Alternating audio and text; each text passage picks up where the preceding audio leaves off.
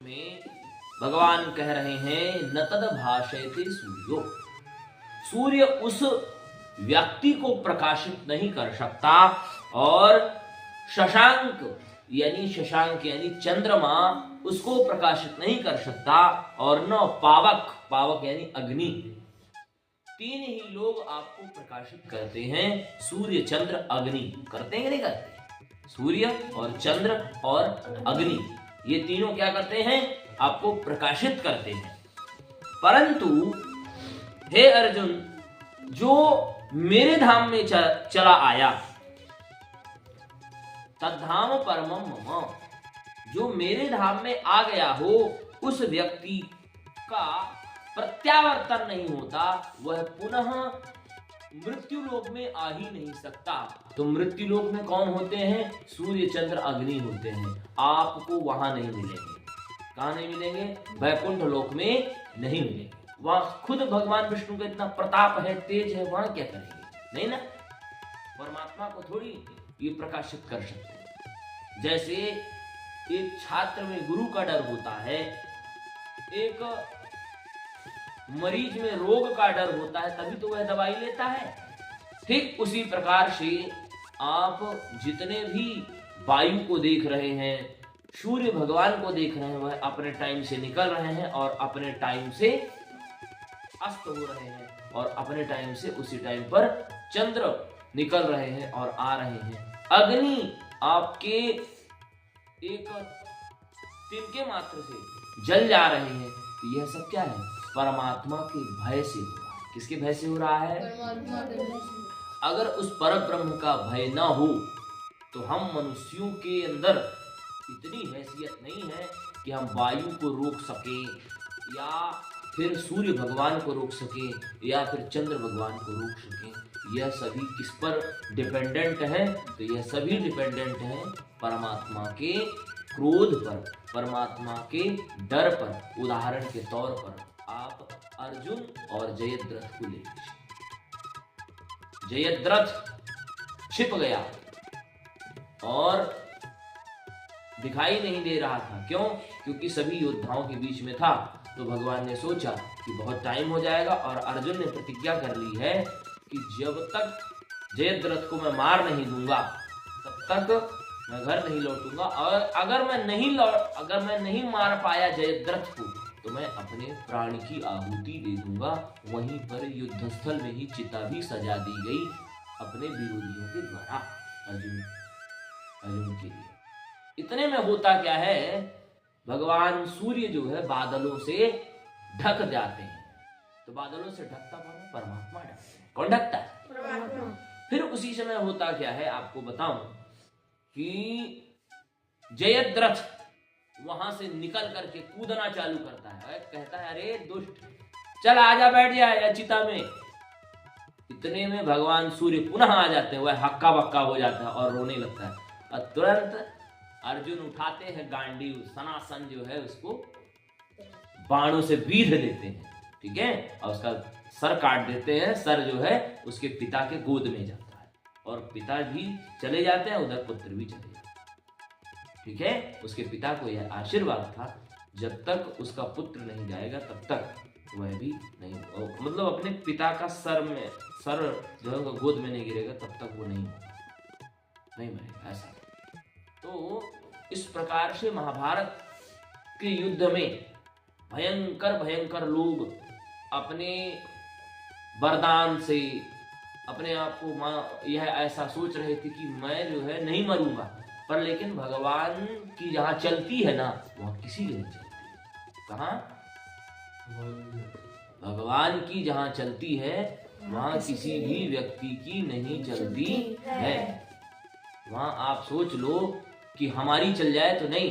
एक बार क्या हुआ कि धृतराष्ट्र और संजय और एक ज्योतिषी, राज ज्योतिषी जो थे, वो आए। धृतराष्ट्र जो है संजय से कहे कि ज्योतिषी को बुला के ले आओ तो जरा। ज्योतिषी जी आए दैवत थे। उनसे उन्होंने पूछा, ये बताइए इस युद्ध का हाल क्या होगा? हम जीतेंगे या पांडव जीतेंगे? उन्होंने कहा, ग्रह नक्षत्र देखा, उन्होंने कहा कि ग्रह नक्षत्र जो है आपकी तरफ इशारा कर रहे हैं आप ही जीते। जब दूसरा दिन हो गया, तीसरा दिन हो गया, एक एक से उनके सेनापति जाने लग गए, तो फिर बुलाया गया राजज्योतिषी को।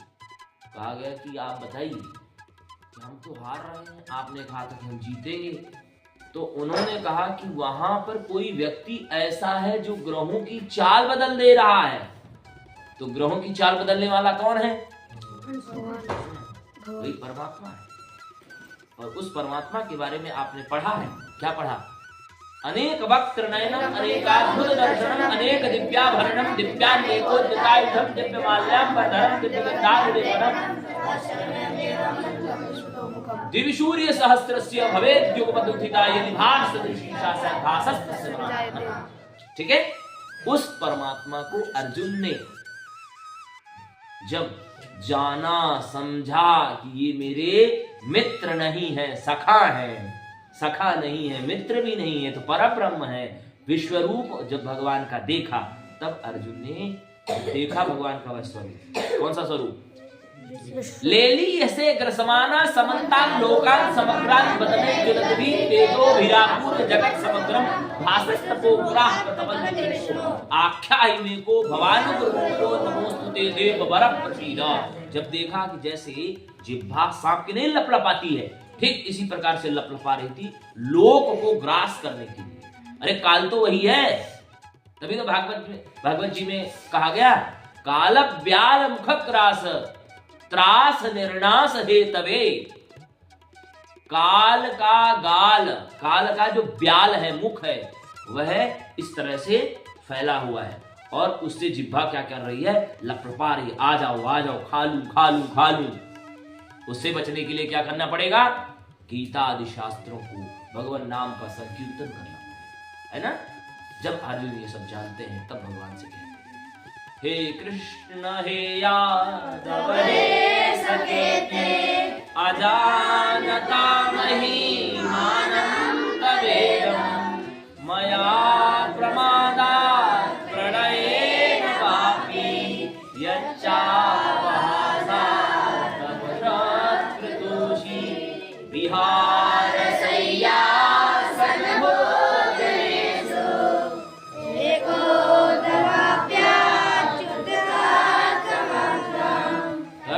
रक्षामयित्वा महमश्रमेय पितासि लोकस्य चराचरस्य।